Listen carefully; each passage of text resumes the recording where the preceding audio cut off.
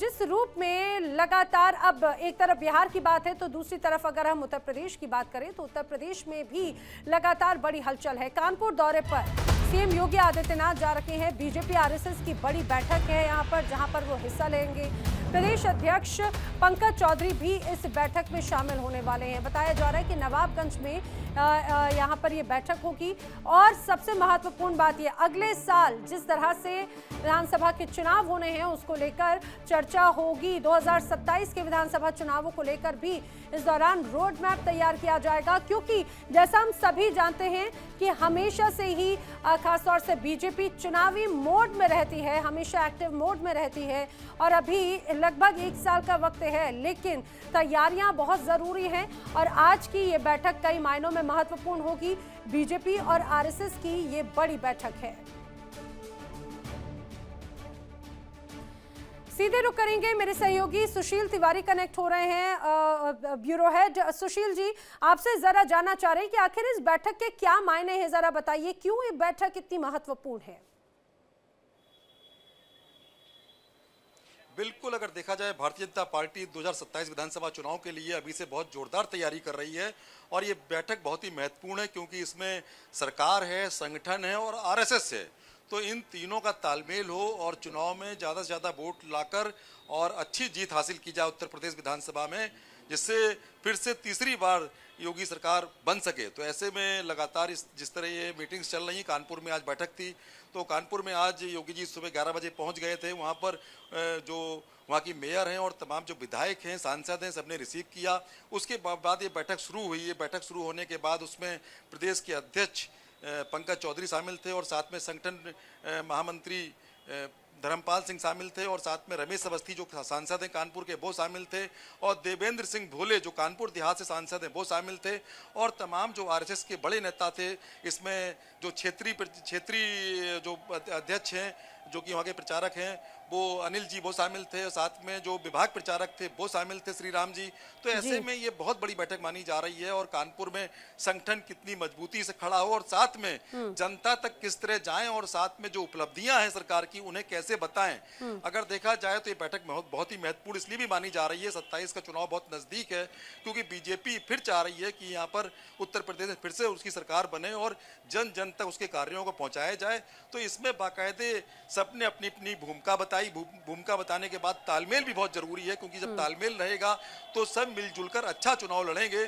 तो इसमें आरएसएस हो, चाहे संगठन हो, चाहे सरकार हो, सबके बीच में तालमेल बैठाने का जो सामंजस्य है तो सुशील जी, हालांकि ये बहुत जल्दबाजी हो जाएगा इस बारे में चर्चा करना, लेकिन हम जानते हैं कि हमेशा से बीजेपी चुनावी मोड में रहती है, हमेशा एक्टिव मोड में रहती है और हमेशा कुछ नया बदलाव या कुछ नई चीजें शामिल जरूर की जाती हैं।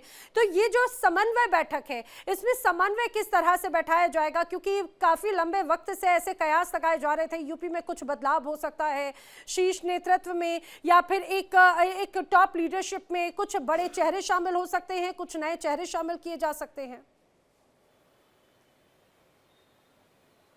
बिल्कुल लेना बिल्कुल सही कहा, क्योंकि जिस तरह चाहे संगठन हो चाहे सरकार हो, लगातार बात सुनने में आ रही है कि मंत्रिमंडल में तमाम विस्तार होना है, उसमें नए मंत्रिमंडल में कुछ लोग शामिल होंगे, कुछ चेहरे बदले जाएंगे और संगठन में भी जो जिलों में तमाम पदाधिकारी हैं, संगठन में और भी पदाधिकारी हैं, उनके बदलाव के भी संकेत हैं और उसको लेके कवायद जारी है। और आरएसएस, संगठन और सरकार ये तीनों मिलकर काम करना चाहते हैं, क्योंकि अगर जरा भी अगर कोई आपस में मतभेद होता है तो कहीं ना कहीं जो एक सफलता होती है वो पूरी तरीके से नहीं मिल पाती है। तो बीजेपी पहले से तैयार रहती है। बीजेपी को लगता है कि जब तैयारियां जोरदार रहेंगी तो सफलता भी जोरदार रहेगी, क्योंकि बीजेपी अभी से लगी हुई है। जिस तरह मुख्यमंत्री योगी आदित्यनाथ लगातार कुछ ना कुछ करने में लगे हुए हैं और सिर्फ कानपुर में ही नहीं, कल आगरा में बैठक है, कल आगरा में भी आरएसएस, संगठन और योगी सरकार, योगी जी खुद उसमें शामिल रहेंगे। तो ऐसे में ये जो बैठकों का दौर है, कहीं ना कहीं बड़ी रणनीति बन रही है, बड़ा प्लान बन रहा है। उत्तर प्रदेश सरकार में ये प्लान कैसे लागू किया जाए,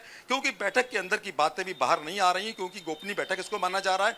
तो ऐसे में पत्रकारों को वहां पर अलाउड नहीं है, लेकिन फिर भी जो बातें छनके आ रही हैं उससे साफ है कहीं ना कहीं जो ऐसा प्लान बनाया जा रहा है जो कहीं ना कहीं बड़ी सफलता में उत्तर प्रदेश विधानसभा चुनाव में बीजेपी को 2027 में दिखने वाला है। जी नैना, इसमें कोई शक नहीं। देखिए ना, अब एक तरह से ये कहा जाए कि बहुत बड़ा लक्ष्य है, जीत की हैट्रिक लगानी है और यही वजह है कि कोई भी कोर कसर नहीं छोड़ी जाती और जब भी अगर लंबा वक्त होता है तो एंटी इनकम्बेंसी बड़े स्तर पर नजर आती है।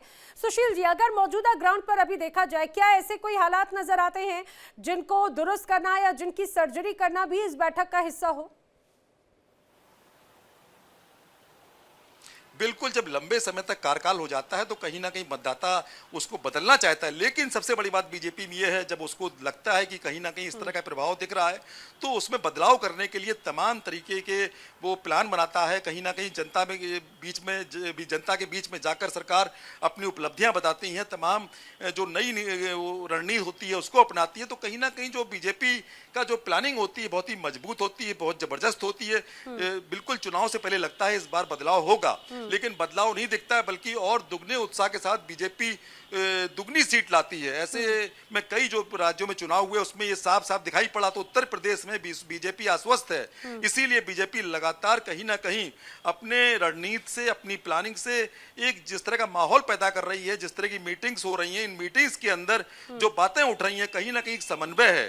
ये समन्वय ऐसा है कि उसमें चुनाव में आरएसएस की भूमिका क्या रहेगी, संगठन की भूमिका क्या रहेगी और साथ में सरकार की भूमिका क्या रहेगी, ये सब बातें वहां पर हो रही हैं। इसके अलावा तीनों में तालमेल भी अच्छा होना चाहिए, इसको लेके भी आपस में एक सामंजस्य बैठाया जा रहा है। तो ये सामंजस्य बहुत ही महत्वपूर्ण है और इसको लेकर बीजेपी को लगता है कि 2027 का चुनाव वो बिल्कुल जीत लेगी। ठीक है, आप नजर बनाए रखें। फिलहाल जानकारी के लिए सुशील जी आपका शुक्रिया। लेकिन ये बताते चले कि जीत की हैट्रिक लगाने के लिए लगातार अभी से ही मंथन का दौर बीजेपी की तरफ से शुरू हो चुका है। आज आरएसएस और बीजेपी की इस बैठक में मिशन 2027 पर ही मंथन चल रहा है।